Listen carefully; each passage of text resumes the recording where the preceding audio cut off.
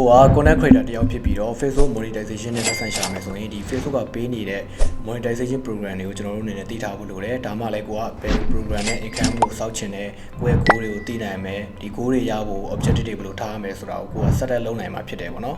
Facebook monetization program တွေဆိုရင်ကျွန်တော် Instagram ads ဆိုတာရှိတယ်ကြော်ညာရှင်တွေ Facebook ကနေဝယ်ထားတဲ့ဒီကြော်ညာတွေကကိုယ့်ရဲ့ video content ရဲ့ရှေ့ဆုံးအလယ်ဒါမှမဟုတ်နောက်ဆုံးမှာပြပြီးတော့ကိုကနေပြီး income ရတဲ့ပုံစံမျိုးဖြစ်တယ်ပေါ့နော်သူကကြတော့ဒီ view ပေါ်မှာမူတည်ပြီးတော့ပေးတာမျိုးဖြစ်တယ် qualifying view 1000ဆိုရင်သူက$နေပြီးတော့$10အထိပေးတယ်ဒါပေမဲ့ဒီမှာ audience အတွက်ကတော့ဒါမဖြစ်နိုင်ဘူးသူရဲ့ region တွေ audience retention တွေအပေါ်မူတည်ပြီးတော့ပေးတာဖြစ်တယ်ပေါ့နော်3 minute နဲ့ထက် long form content video မျိုးတွေကိုလုပ်တဲ့ video content creator တွေအတွက်ဆိုရင်ဒီ program ကောင်းတယ်ပေါ့နော်နောက်တစ်ခုဆိုရင် SOM Reels ဆိုတဲ့ program ရှိမယ်ဒီ program ကကြတော့ Reels တွေပြီးဝင်လာတဲ့ကြော်ညာမျိုးတွေကိုပြောတာပေါ့နော်ဒီကောင်ကလည်း qualifying view review ပေါ်မူတည်ပြီးတော့ပေးတဲ့ program ဖြစ်တယ်ပေါ့နော်ဒီ program ကဘယ်လို content creator တွေအတွက်ကောင်းမလဲဆိုရင်ဒီ short form content creator တွေ entertainer တွေ viral content မျိုးတွေကို create လုပ်တဲ့ content creator တွေအတွက်ဆိုရင်တော့တော်တော်ကောင်းတဲ့ program ဖြစ်တယ်ပေါ့နော်နောက် program တစ်ခုဆိုရင် Facebook Star program ဖြစ်တယ်ပေါ့နော်ဒီ program ကကြတော့ viewer တွေ follower တွေကနေပြီးတော့ဒီ content creator ကို star ပေးပြီးတော့ဒီ content creator ကနေပြီးတော့ income ရတဲ့ program မျိုးဖြစ်တယ်ပေါ့နော်သူကကြတော့ star တစ်ခုချင်းစီကို$0.01ပေးတယ်တခါလေးမှာ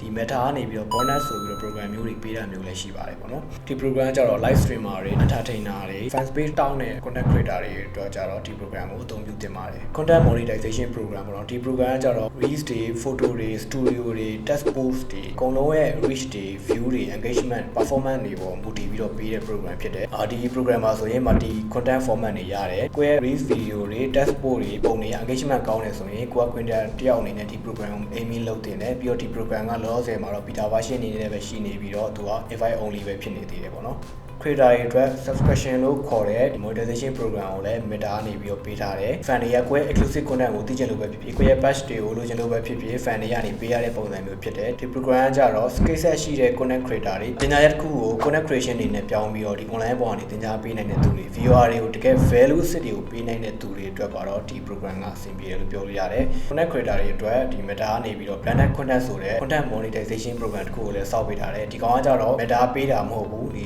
business တွေဘက်ကနေပြီးတော့ပေးတာဖြစ်တယ် creator တယောက်တိစောက်ထားတဲ့ brand သူ့ရဲ့ follower အရေအတွက်သူ့မှာရှိတဲ့ audience တွေပေါ်မူတည်ပြီးတော့ဒီ brand တွေက collaboration လုပ်တဲ့ပုံစံမျိုးဖြစ်တယ်ပေါ့နော် similar post တွေ review တွေစတာတွေကိုလုပ်ပြီးတော့ပေါ့နော် content creator ဘက်ကနေပြီး upload လုပ်ပေးရတာမျိုးပြောတာဒီကောင်က Facebook တွေမဟုတ်ဘူးတခြား platform တွေပေါ်မှာလည်းလုပ်လို့ရတယ်ဒီ program ကကြတော့ audience ခိုင်မာရှိတဲ့ influencer တွေဒီ lifestyle creator တွေ travel creator တွေ beauty creator တွေ fashion creator တွေပေါ့နော်အဲ့ဒီ category တွေအတွက်ဒီ program ကပို့ပြီးတော့တင်တော်တယ်မြန်မာမှာရှိတဲ့ content creator တွေအတွက်ဆိုရင်တော့ payout setup payment setup တွေဒီချိတ်ဆက်ရတာခက်ခဲတွေဖြစ်နိုင်တယ်ပြီးတော့ VPN တွေကြောင့်လည်း audience ကမရောက်နေတာမျိုးဒီခါလေးမှာ audience ကိုရောက်သွားပြီးမဲ့လည်း Facebook က tracking မလိုက်နိုင်တာမျိုးစားတဲ့ error တွေလည်းဖြစ်နိုင်တယ်ဒီလောက်ဆိုရင်တော့ကိုကဘယ်လို content form မျိုးဖန်တီးရမယ်ဘယ်လို aiming လုပ်ရမယ်ဘယ်လို view တွေဘယ်လို engagement တွေကိုထားရမယ်ဆိုတော့ TV တင်တယ်ဆိုတော့ content creator တွေအနေနဲ့သိချင်တာရှိမယ်ဆိုရင်လည်း comment နဲ့ chat box မှာမေးမြန်းနိုင်ပါတယ်